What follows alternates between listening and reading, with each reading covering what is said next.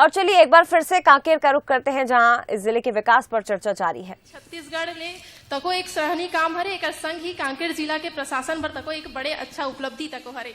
तो ये चर्चा ला आखिर का कुछ हो है तेला लेके चर्चा करी। हमर मन के जो कुलेश्वर पांडे जी हवे संवाददाता, ओला में बुलाना चाहूँ। एक संगे ही रजत जी ला तको में बुलाना चाहूँ। एक संगे ही हमारे छत्तीसगढ़ के स्टेट हेड आदित्य नामदेव जी ला तको में बुलाना चाहूँ कि वो चर्चा ला आगू बढ़ावे।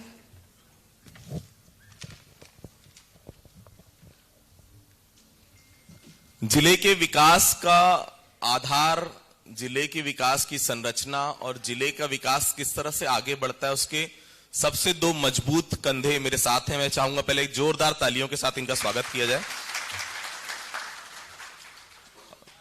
दोनों से पहले से मैं रूबरू रहा हूं। जब करियर की शुरुआत हुई थी प्रियंका जी, तो बहुत लंबे समय से मैंने उनको देखा है।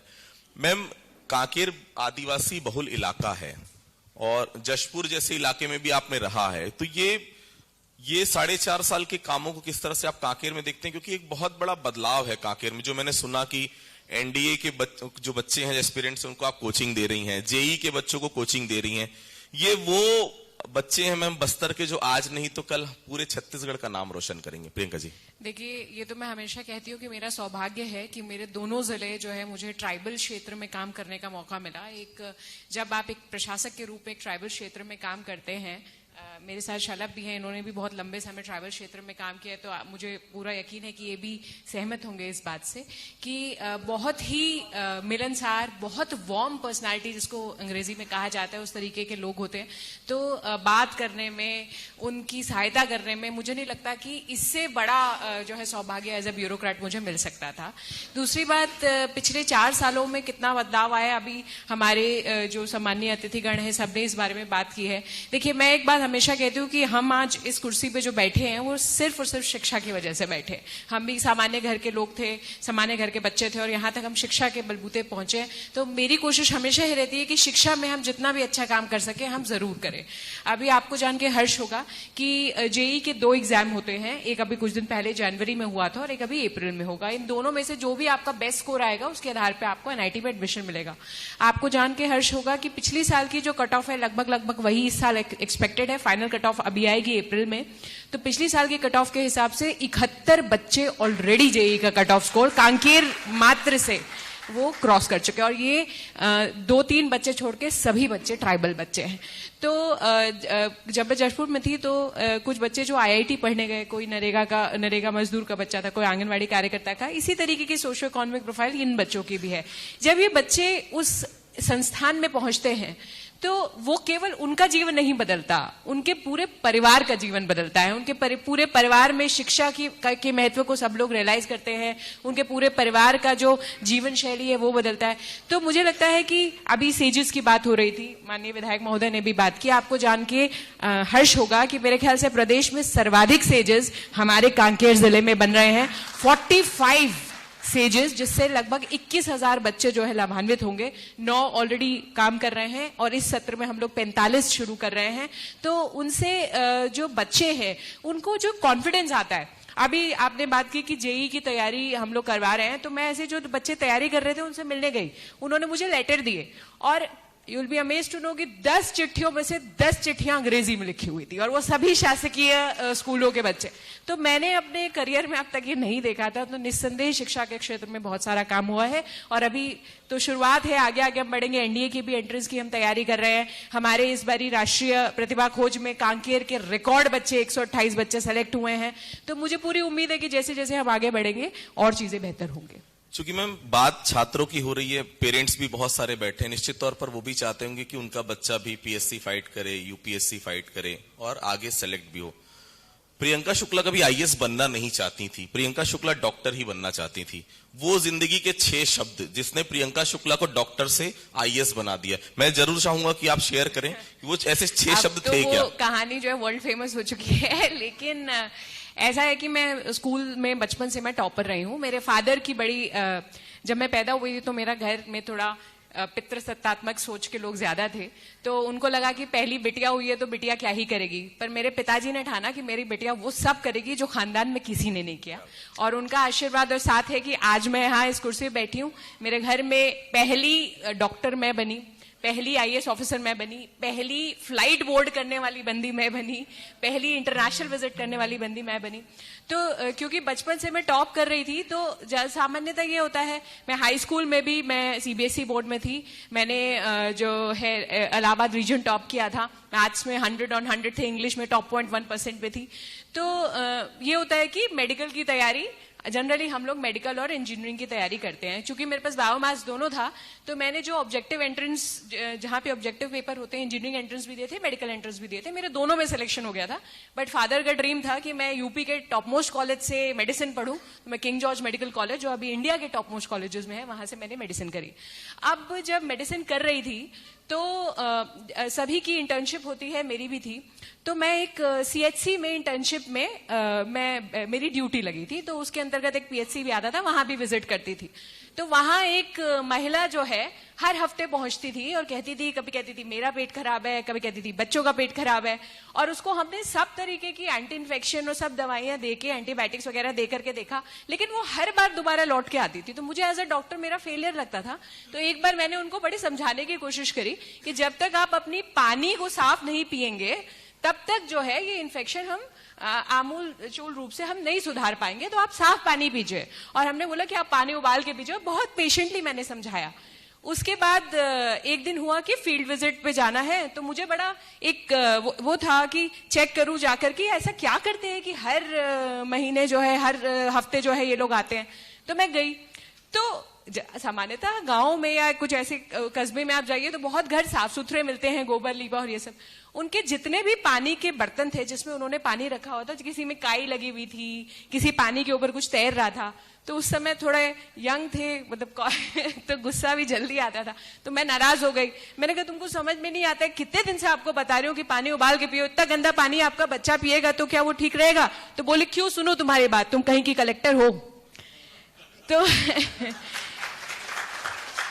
तो मुझे लगा कि अगर एक डॉक्टर के रूप में भी मैं किसी को अपनी बात मनवाना चाहती हूँ, देखिए आज में इतने सारे लोग मेरी बात सुन रहे हैं एज अ कलेक्टर, तो शायद कलेक्टर बनने में मदद करे। और निस्संदेह अब 14 साल की नौकरी इस साल हो जाएगी, तो निस्संदेह जो है मदद मिली है।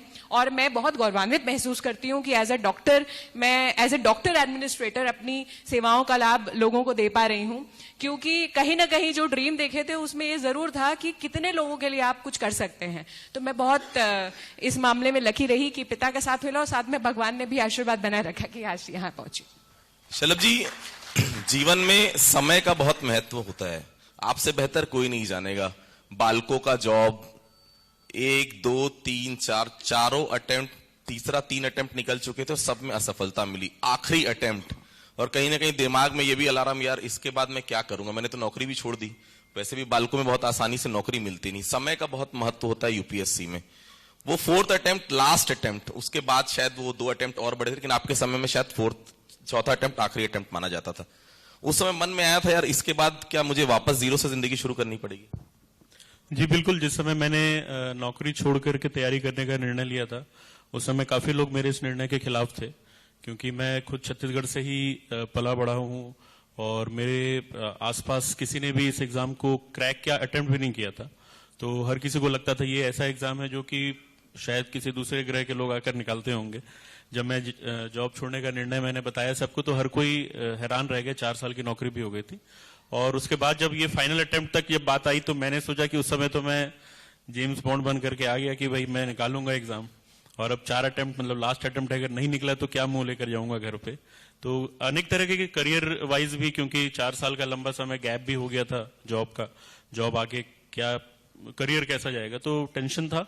लेकिन भगवान की दया से जो मेरी तैयारी थी, उस तैयारी के बदौलत मैंने फिर एग्जाम में सफलता पाई और आज यहाँ बैठा हूँ। बहुत बीहड़ इलाकों में कैंप्स खुले हैं कांकेर की अगर मैं बात करूं तो, क्योंकि बहुत बड़ा अचीवमेंट है। पहले हम कोयली बेड़ा का नाम सुनते थे, हमें ऐसा लगता था कि हम कोयली बेड़ा एंटर करेंगे, नक्सली हमको गोली मार देंगे। हालांकि दिल्ली में तो ये लगता है कि रायपुर एयरपोर्ट में आप लैंड करेंगे तो वहीं आपको गोली मार दी जाएगी। बहरहाल कोयली बेड़ा के आगे भी बहुत सारे कैंप स्टेब्लिश हुए हैं सर, और वो कैंप्स कहीं ना कहीं अब नक्सलियों का खात्मा करने कहीं ना कहीं पीछे धकेलने में बहुत काम आ रहे हैं। जनता का सहयोग, क्योंकि आदिवासी बहुत ज्यादा, अगर मैं बात करूं जिनसे भी बात होती है सर, नॉर्मल शख्स है और सबसे ज्यादा विश्वास की बात करता है। क्या उस विश्वास के आगे फोर्स आगे बढ़ पा रही है? जी, बस्तर पुलिस का मूल मंत्र ही है विश्वास, विकास और सुरक्षा।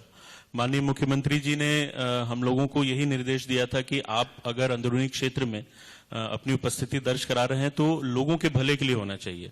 लोगों को यह नहीं लगना चाहिए कि उनका दमन करने के लिए फोर्स वहां बैठी हुई है, और इसीलिए विश्वास, विकास और सुरक्षा की नीति हमने अपनाई है, जिसमें विश्वास सबसे ऊपर है मूल मंत्र में। और उसी के साथ साथ एक दूसरा कंसेप्ट भी हमको दिया गया है, जो है मनवा नवानार। मनवा नवानार मतलब मेरा नया गांव। तो हम लोगों का प्रयास यही रहता है कि हम किसी भी क्षेत्र में जाते हैं, सुरक्षा कैंप खोलते हैं, तो वहां के लोगों से पहले हम घुलना मिलना चाहते हैं। जो भी विकास के कार्य वहां रुके हुए हैं, उस विकास के कार्यों को गति दे करके उन लोगों के मन में प्रशासन के प्रति, पुलिस के प्रति, सुरक्षा बलों के प्रति विश्वास जगाते हैं। और उस विश्वास का परिणाम यह होता है कि आगे जो हम लोगों का वहां का दायित्व होता है वो बड़े आसानी से निकलता है। उनके साथ मिल करके, समाज को साथ में लेकर के, लोगों को साथ में लेकर के हम अपनी ड्यूटी अच्छे से कर पाते हैं। मैम, मैंने सुना है कि रायपुर में इंसान काम कर सकता है, बिलासपुर में बहुत अलग तरह का काम है, सरगुजा में, लेकिन कांकेर सब तरह के काम की सीख आपको एक छोटा सा जिला कांकेर देता है। बिल्कुल बिल्कुल, मैं पूर्णतः सहमत हूँ। देखिए, अगर विभिन्न क्षेत्रों की बात की जाए, मैं डॉक्टर हूँ तो शुरुआत स्वास्थ्य से करूंगी। अभी माननीय विधायक महोदय बहुत अच्छे से बता रहे थे कि इस जिला अस्पताल में ऐसी कोई सेवा नहीं है जो उपलब्ध नहीं है। मुझे नहीं पता कि कभी किसी ने सोचा भी होगा कि एक जिला अस्पताल के लेवल पे भी डायलिसिस की जो सुविधा है वो उपलब्ध कराई जा सकती है। एक व्यक्ति जिसे सोचिए अंतागढ़ के गांव से रायपुर जाना पड़ता होगा डायलिसिस मेडिकल कॉलेज में कराने के लिए, उसके लिए कितनी बड़ी सुविधा है। इसके साथ साथ कीमोथेरेपी, आपको जान के हर्ष होगा कि डे केयर कीमोथेरेपी भी अभी हाल ही में 2019 में स्वास्थ्य विभाग ने सभी जिलों में, बहुत से जिलों में स्टार्ट की, तो वो भी हमारे डिस्ट्रिक्ट हॉस्पिटल में उपलब्ध है। इसके अलावा MRI की सुविधा अभी रिसेंटली सीएम साहब ने उद्घाटन किया। आपको बताते हुए मुझे बहुत ही गर्व की अनुभूति हो रही है कि एज अ डॉक्टर भी और एज अ एडमिनिस्ट्रेटर भी, कि आयुष्मान भारत के कार्ड पूरे छत्तीसगढ़ में सर्वाधिक कांकेर जिले में है। 84% जनसंख्या के पास जो है आयुष्मान कार्ड है। ये हो गई स्वास्थ्य की बात। इसके अलावा अगर मैं बात करूं महिला एम्पावरमेंट की, तो आपको जान के बेहद हर्ष होगा, फिर से पूरे छत्तीसगढ़ में सबसे ज्यादा सीमार्ट की बिक्री जो है कांकेर जिले से हुई है। 2 करोड़ रुपए की बिक्री, और जो पूरा का पूरा लाभ जो है महिला स्व सहायता समूहों को जा रहा है। तो चाहे हम गौठान की बात करें, चाहे हम धान की बात करें, चाहे किसी भी चीज की बात करें, मुझे बहुत अच्छा लगता है कि बहुत ही एज अ टीम लीडर ये बात मैं बोल रही हूँ कि बहुत ही ऊर्जावान टीम है। सभी लोग अपना सर्वश्रेष्ठ देने का प्रयास करते हैं। हमारे CMHO यहाँ बैठे हैं, सोशल वेलफेयर की ऑफिसर यहाँ बैठी हैं, हमारे महिला बाल विकास अधिकारी यहाँ बैठे हैं। पेंशन की बात हो, चाहे हमारी स्वास्थ्य सुविधाओं की बात हो, हम पूरी कोशिश करते हैं कि जल्दी से जल्दी ये सुविधा हम दूरस्थ क्षेत्रों तक पहुंचा सके। हमर लैब की बात अभी विधायक महोदय कर रहे थे। आपको जान के हर्ष होगा कि सबसे ज्यादा खर्चा जिस चीज पे होता है वो डायग्नोसिस पे होता है। हम लोग भी जब जाते हैं तो हमारा मेजर खर्चा डायग्नोसिस पे होता है। वो 120+ टेस्ट जो डिस्ट्रिक्ट हॉस्पिटल में उपलब्ध कराए जा रहे हैं, वो अभी तो जिला स्तर पे तो कराए ही जा रहे हैं। साथ में हमारी ये कोशिश है कि जून माह से पहले हर प्राइमरी हेल्थ सेंटर पे हमारा या सब हेल्थ सेंटर पे हम लोग सैंपल कलेक्ट करें, उस सैंपल को हम यहाँ लैब तक लाएं और उसका टेस्ट करके रिपोर्ट जो है व्हाट्सएप के माध्यम से हम व्यक्तिगत रूप में उस व्यक्ति तक पहुंचा दें, जिससे उसे आने जाने का खर्चा भी वहन न करना पड़े। तो कोशिश यही है कि इतनी अच्छी एनर्जेटिक टीम है, सभी लोगों की मंशा है कि हर अंतिम व्यक्ति तक विकास पहुंचना चाहिए, तो ये हम सुनिश्चित करें with least cost to the common man. क्योंकि हमको खाली ये दिखता है कि वो तो उसको कांकेर तक तो आना है, पर उस दिन की उसकी दिहाड़ी गई, उस दिन का उसका खर्चा आने जाने में कितना लगा, शायद उसके बच्चों को, क्योंकि वहां पे रखने के लिए कोई नहीं, उनको स्कूल भी छोड़ना पड़े यहाँ तक लाने के लिए। तो कोशिश यही है कि हर सुविधा उन्हें घर बैठे जितनी हम उपलब्ध करा सकते हैं वो करें। किसानों के साथ न्याय, मजदूरों के साथ न्याय, और एक बड़ी योजना लॉन्च हो रही है स्वास्थ्य के लिए न्याय। बहुत बड़ी बात है कि आप किसी भी सरकारी अस्पताल में, क्योंकि 70% वही लोग होते हैं सीधे तौर पर जिनको प्राइमरी तौर पर दिक्कतें होती हैं। दवाई का खर्च सरकार उठाएगी, उनके पूरे इलाज का खर्च सरकार उठाएगी। कितनी बड़ी योजना मान रहे हैं, आने वाले समय मील का पत्थर साबित होगी छत्तीसगढ़। बिल्कुल बिल्कुल होगी, क्योंकि मैं स्वास्थ्य विभाग में भी लगभग 3.5 साल रही हूं, तो मुझे ये पता है कि कुछ जो जैसे जांचें हैं और जो बेसिक जांचें हैं और जो बेसिक दवाइयां हैं, ये जब न्याय योजना आएगी तो वो 24 घंटे वो उन सेंटर्स में उपलब्ध रहना एक बहुत बड़ी उपलब्धि है। देखिए, कोई भी मेडिकल इमरजेंसी ना बता के नहीं आती है, तो उस दौरान और कई जैसे हम जिन घरों में बिलोंग करते हैं, शायद हमारे लिए निर्णय लेना आसान है कि तुरंत रायपुर ले चलो या तुरंत कांकेर ले चलो। उस गांव में जो व्यक्ति रह रहा है, जिसके ऊपर बहुत सारी जिम्मेदारियां हैं, उसके लिए वो निर्णय लेना भी आसान नहीं होता। तो बहुत ही अच्छा होगा अगर ये सुविधाएं हम धरा स्तर तक अगर पहुंचा पाएंगे, तो किसी भी व्यक्ति को जब 24 घंटे सुविधा उपलब्ध रहेगी, तो मुझे लगता है कि वो राज्य के आर्थिक उत्थान में और बेहतर तरीके से अपना कॉन्ट्रीब्यूशन दे। शलभ जी, रावघाट परियोजना बहुत महत्वपूर्ण परियोजना है। शायद अंतागढ़ के विधायक जी बैठे हुए हैं, आसपास के लोगों ने पहली बार जीवन में ट्रेन देखी है, ट्रेन का सफर देखा है। हालांकि अभी भी जगदलपुर से रायपुर का सफर बहुत लंबा है, दुर्ग होके आना पड़ता है, लेकिन बहुत चैलेंजेस थे, जगह जगह आईडीज, लगातार नक्सलियों का विरोध। किस तरह से देख रहे हैं परियोजना जब पूरी हो जाएगी? तो ये अंतागढ़ के लिए भी और पूरे कांकेर जिले के लिए भी एक बहुत ही बड़ा प्रोजेक्ट है, जिसमें जो ट्रेन की सुविधा है अब अंतागढ़ तक चालू हो गई है। अंतागढ़ तक जब ट्रेन नहीं चल रही थी तो भी लोगों की डिमांड थी, माननीय विधायक जी स्वयं भी उस डिमांड में लीड कर रहे थे कि ट्रेन यहां तक चलाई जाए। अंतागढ़ तक ट्रेन का आवागमन चालू है और अब ताड़ुकी स्टेशन भी कुछ दिन में फंक्शन हो जाएगा। तो ये जो सबसे डेंस नक्सल इलाका है हमारा, वहां के बीच से ट्रेन सर्विस ले जाना बहुत बड़ा चैलेंज था। इसमें जो सशस्त्र सीमा बल है, एसएसबी, उनकी फोर्सेज ने काफी अच्छा सहयोग दिया और जिला प्रशासन के साथ में समन्वय बिठा करके हम लोगों ने यही प्रयास किया कि समय पे ये जो काम है पूरा किया जाए, ताकि न सिर्फ रावघाट परियोजना का लाभ लोगों को मिल सके, बल्कि ट्रेन के आवागमन का लाभ भी लोगों को मिल सके। और इससे अंतागढ़ टाउन और आसपास के जो भी क्षेत्र हैं, ताड़ोकी, रावघाट और नारायणपुर तक को बहुत फायदा मिलने वाला है। किसी भी जिले की सुरक्षा के लिए आज की डेट में माना जाता है सर कि सीसीटीवी कैमरास का बहुत महत्व होता है। मिशन सिक्योर सिटी जो शुरू किया गया था, रायपुर से भी शुरुआत हुई थी। कांकेर में किस तरह से देख रहे हैं, कहां तक ये योजना पहुंची और कितनी मदद मिलती है? क्योंकि अब वो नेटवर्क नहीं रहा, ना पुलिस का, ना आम आदमी का। सीसीटीवी बहुत मददगार शामिल होते हैं जब भी कुछ भी इस प्रकार की घटनाएं होती हैं। सीसीटीवी हमारे लिए तो तीसरे आंख की तरह ही है। और जैसा आपने कहा, जो पहले ग्राउंड पे नेटवर्क होता था, क्योंकि आजकल टेक्नोलॉजी है तो हम लोग भी प्रयास करते हैं टेक्नोलॉजी का इस्तेमाल करके उसकी मदद से हम लोग अपना समय भी बचाएं और एफर्ट भी बचाएं लोगों का। तो मिशन सिक्योर कांकेर के तहत हम लोगों ने 2 साल पहले सीसीटीवी कैमरे का इंस्टॉलेशन चालू किया था। जिला प्रशासन से हमको फंड भी मिला था इसमें काफी। तो जितने भी हमारे अर्बन बॉडीज हैं कांकेर जिले में, कांकेर, चारामा, नरहरपुर, अंतागढ़, भानु, पखांजूर, सब जगह हम लोगों ने वृहद स्तर पे सीसीटीवी कैमरों का जाल बिछाया है। और मुझे बड़ी खुशी होती है ये बताते हुए कि इसके बदौलत हम लोगों ने न सिर्फ काफी सारे अपराधों का डिटेक्शन किया है, बल्कि कई सारे अपराधों को प्रिवेंट भी किया है। लोग, क्योंकि सीसीटीवी की लगातार कंट्रोल रूम में मॉनिटरिंग होती रहती है, कोई भी संदिग्ध दिखता है, कोई भी इस तरीके की चीजें पता चलती हैं, तो हम उसको तत्काल या लॉ एंड ऑर्डर की बात करें, यहाँ पे काफी सारे आयोजन होते रहते हैं, उसमें भी हम सीसीटीवी के माध्यम से अपनी निगरानी रखते हैं। तो काफी फायदा हुआ है। काफी सारे मोटरसाइकिल्स हम लोगों ने बरामद की हैं, जो मोटरसाइकिल चोरी की शिकायत हुई तो सीसीटीवी कैमरे से। तो ये प्रयास जारी है। हम आम लोगों से भी, आम नागरिकों से भी यही अपील करते रहते हैं कि आप अपने घरों में, अपने दुकानों में जरूर सीसीटीवी कैमरा लगाएं। इससे हमको भी मदद मिलेगी और उनको भी सुरक्षित रहने में मदद होगी। शिशुपाल जी भी बैठे हैं सामने, राजेश जी भी बैठे हैं। राजेश जी, मैं जब रायपुर से आता था कांकेर, तो मैं बहुत माफी के साथ कह रहा हूं, मैं कांकेर एंटर नहीं करता था, मैं बाहर निकल जाता था, क्योंकि जो कांकेर की जो रोड थी, मुझे ऐसा लगता था कि मैं किसी गांव में आ गया हूं। मुझे बहुत अच्छा लगा कि इस बार वो रोड बन गई है। तो वो बहुत बड़ा चैलेंज भी था उस रोड को बनाने। जी, चैलेंज तो था, लेकिन देखिए, ऐसा कोई भी व्यक्ति नहीं होता शहर में जो विकास नहीं चाहता है।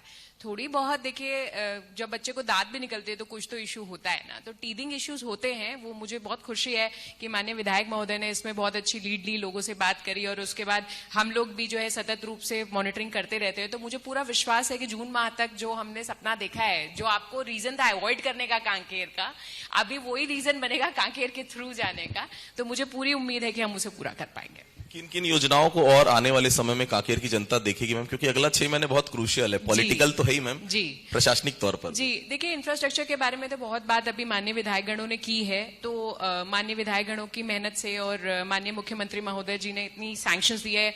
आपको जान के फिर से आश्चर्य होगा कि पूरे प्रदेश में सबसे ज्यादा भेंट मुलाकात में घोषणाएं जो 157 घोषणाएं वो कांकेर जिले के लिए हुई थी, और वो लगभग पूरी भी हो रही हैं। तो इंफ्रास्ट्रक्चर में तो कोशिश हमारी यही रहेगी कि सभी काम हम जल्दी से जल्दी पूरा करा ले, जिससे जो भी सोच है माननीय जनप्रतिनिधियों की वो फील्ड में दिखे।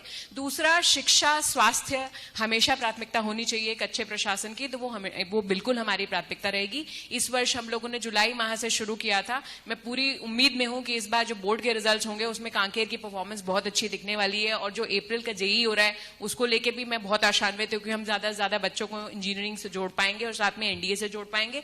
और आगे आने वाले सत्र में सेजेस जो हमारे बन रहे हैं 45, उसमें कोशिश ये होगी कि शिक्षा की गुणवत्ता भी उसी स्तर की हो जो किसी एक अच्छे प्राइवेट स्कूल में जनरली होती है, सो दैट किसी को भी ये ना लगे कि वहां से किसी भी उस पे कमतर है।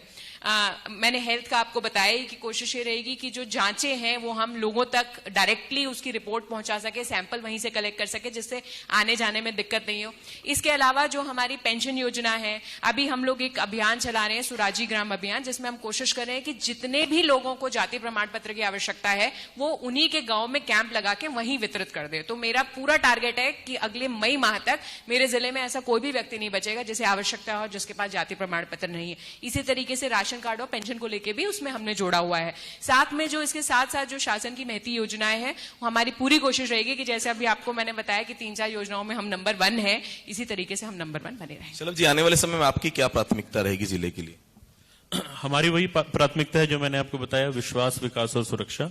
और जो मनवा नवानार का कंसेप्ट लेकर के हम चल रहे हैं, इंटीग्रेटेड डेवलपमेंट सेंटर्स, आपको ये बताते हुए मुझे और हर्ष हो रहा है कि जो कोयलीबेड़ा क्षेत्र है, जो हमारा सबसे ज्यादा नक्सल प्रभावित क्षेत्र माना जाता है, वहां पे भी विकास के कार्य बहुत अच्छी गति से चल रहे हैं। अभी कुछ दिन पहले कामतेड़ा पुल का निर्माण पूरा हुआ है, कड़गांव का निर्माण भी कंप्लीट हो जाएगा और वो रोड भी बन गई है। तो उस रोड के बनने से कोयलीबेड़ा से जो पखांजूर का जो डिस्टेंस की जो दूरी है वो लगभग 100 किलोमीटर कम हो गई है, और इससे जो लोग हैं वहां के लोकल हैं उनको बहुत सुविधा हो गई है। वो मार्केट आना जाना करते थे, 6 महीने साल के जो थे वो तो कट ऑफ रहते थे, और इस कारण से लोगों को बहुत दिक्कतों का सामना करना पड़ता था। लेकिन ये ब्रिज बनने से उनको बहुत ज्यादा सुविधा हो गई है। और उसके साथ साथ अंदरूनी क्षेत्र में पीएमजीएसवाई के सड़क बन रहे हैं, लोगों को जो भी सुविधाएं प्रशासन से मिलनी है वो मिल रही हैं। तो हमारी प्राथमिकता यही है, प्रशासन के साथ में हम अपनी प्रायोरिटीज तय कर चुके हैं, और जहां जहां पे भी सिक्योरिटी वैक्यूम एरियाज है वहां पे हम अपनी उपस्थिति दर्ज कराएंगे, लोगों के मन में एक सुरक्षित वातावरण क्रिएट करेंगे और विकास के कार्यों को गति देंगे। बहुत बहुत धन्यवाद सर हमसे बातचीत करने के लिए। बहुत रेयर कॉम्बिनेशन है मैडम के बारे में, जैसे मैंने पढ़ा कविता लिखने का भी शौक है, डांसर भी हैं और गाने के दोनों शौकीन है। तो एसपी और कलेक्टर का इस प्रकार का कॉम्बिनेशन बहुत कम जिलों में मैंने देखा है, पहला कॉम्बिनेशन ऐसा मैंने देखा है। मुझे लगता है कि इससे हम लोगों को सामंजस्य बिठाने में बड़ी आसानी हो जाती है। बहुत समय हम लोगों को साथ में हम लोग दौरा करते हैं तो हमें पता ही नहीं चलता कैसे गाने डिस्कस करते हुए या मूवीज पुरानी डिस्कस करते हुए जो है समय बीत जाता है। तो I am very thankful to whatever support Shalabh has given. मुझे नहीं लगता कि इन 9 महीनों में कभी भी ऐसा हुआ हो कि हमें कोई आवश्यकता पड़ी हो, मैंने शलभ को कॉल किया और शलभ ने एक बार में फोन ना उठाया हो या हमारी बात नहीं हुई हो। तो मुझे I am very thankful to him and his entire team, क्योंकि देखिए इस क्षेत्र में कोई भी प्रशासन की योजना अंतिम व्यक्ति तक पहुंचाने के लिए सुरक्षा तो बहुत महत्वपूर्ण है, क्योंकि इतना सुरक्षित एनवायरनमेंट हमको मिलता है, इसी वजह से हम इंप्लीमेंट कर पाते हैं। तो एक और 11 जैसे होता है तो वो हमारे प्रशासन और पुलिस प्रशासन की टीम यहाँ पे सुनिश्चित कर रही है, and I am very sure कि आगे आने वाले समय में हम और अच्छा करेंगे। बहुत बहुत धन्यवाद मैम। Thank you.